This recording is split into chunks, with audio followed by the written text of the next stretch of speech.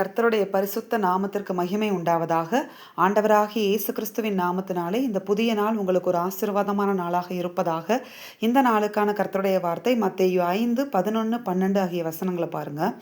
என் நிமித்தம் உங்களை நிந்தித்து துன்பப்படுத்தி பலவித தீமையான மொழிகளையும் உங்கள் பேரில் பொய்யாய் சொல்வார்களானால் பாக்கியவான்களாய் இருப்பீர்கள். சந்தோஷப்பட்டு களி கூறுங்கள், பரலோகத்தில் உங்கள் பலன் மிகுதியாயிருக்கும். ஆமென். இதை கேட்டுக்கொண்டிருக்கிற நீங்க ஒருவேளை கர்த்தருடைய நாமத்தின் நிமித்தம் நிந்தனையை அனுபவித்துக் கொண்டிருக்கலாம். நீங்க கர்த்தரை சேவிக்கிறது நிமித்தமாகவே பல துன்பங்களின் ஊடாக, மனிதர்கள் கொடுக்கிற அந்த தொந்தரவுகள், துன்பங்களின் ஊடாக கடந்து போய் கொண்டிருக்கலாம். அல்லது நீங்க செய்யாத காரியங்களை நீங்க செய்தீங்க அப்படின்னு சொல்லி பொய்யாய் உங்க மேல சொல்லி தீமையான மொழிகளை உங்கள் மேல பேசி கொண்டிருப்பாங்கன்னா, கர்த்தர் சொல்லுகிறார், நம்மெல்லாம் யாரா? பாக்கியவான்கள். இப்படிப்பட்ட பாதையில் நாம் நடந்து கொண்டிருந்தால், இது நீங்க சகிச்சு நடந்துட்டு இருந்தீங்கன்னா நீங்க பாக்கியவான்கள் என்று கர்த்தர் சொல்லுகிறார். ஏன் பாக்கியவான்கள்னு சொல்றாரு அப்படின்னு பார்த்தீங்கன்னா, உங்களுக்கு பலன் எங்க இருக்க போகுது அப்படின்னு பார்த்தீங்கன்னா, பரலோகத்துல உங்களுடைய பலன் மிகுதியா இருக்கும் என்று ஆண்டவர் சொல்லுகிறார்.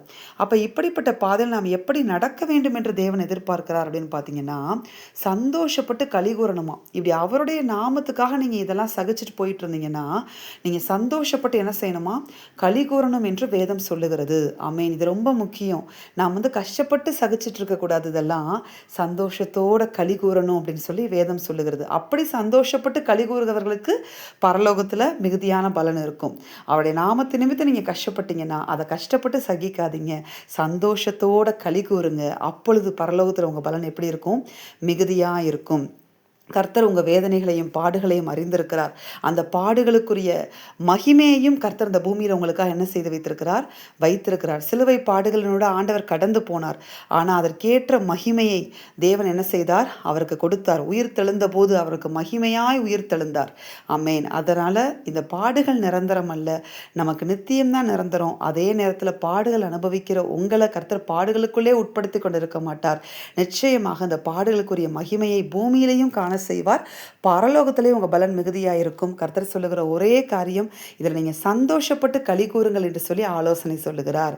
ஆமென். கர்த்தருக்குள்ள எப்பொழுதும் சந்தோஷமாயிருங்கள் என்ற வார்த்தையின்படி கர்த்தருக்குள்ள இந்த பாதையில உங்களை சந்தோஷமா மாத்திர காத்துக்கொள்ளுங்க. களி கூறுங்க. ஏன்னா ஆண்டவருடைய நாமத்தின் நிமித்தம் தான் நீங்க பாடுபடுறீங்க. ஆமென். அதனால கர்த்தர் உங்களுக்கு துணை நிற்கிறார், உங்களோடு கூடவே இருக்கிறார். உங்க பாடுகளுக்குரிய மகிமையை கர்த்தர் உங்களுக்கு கொண்டு வந்து சேர்ப்பார். ஆமென். நாம் செபிப்போமா? எங்கள் அன்பின் பரலோக பிதாவே, நீர் கொடுத்த இந்த வார்த்தைகளுக்காக உமக்கு நன்றி செலுத்துகிறோம். இந்த வார்த்தையின்படி நீர் எங்கள் ஒவ்வொருவரையும் நீர் ஆசீர்வதிப்பீராக தகப்பனே. ஆண்டவரே, இப்படிப்பட்ட பாடுகளின் ஊடாக கடந்து போய் கொண்டிருக்கிற ஒவ்வொரு பிள்ளைகளையும் இந்த வார்த்தையின் மூலமாக நீர் பலப்படுத்தி உமக்குள்ள சந்தோஷமாக இந்த பாதைகளை கடந்து செல்ல ஆண்டவரே, பரலோகத்தில் பிள்ளைகளுடைய பலன் மிகுதியாயிருக்க உதவி செய்யும். இயேசுவின் நாமத்தில் செபித்து ஜெயமெடுக்கிறோம் பிதாவே. ஆமென். இந்த வார்த்தையின்படி இந்த நாளில் தேவன் உங்களை ஆசீர்வதிப்பாராக. ஆமென்.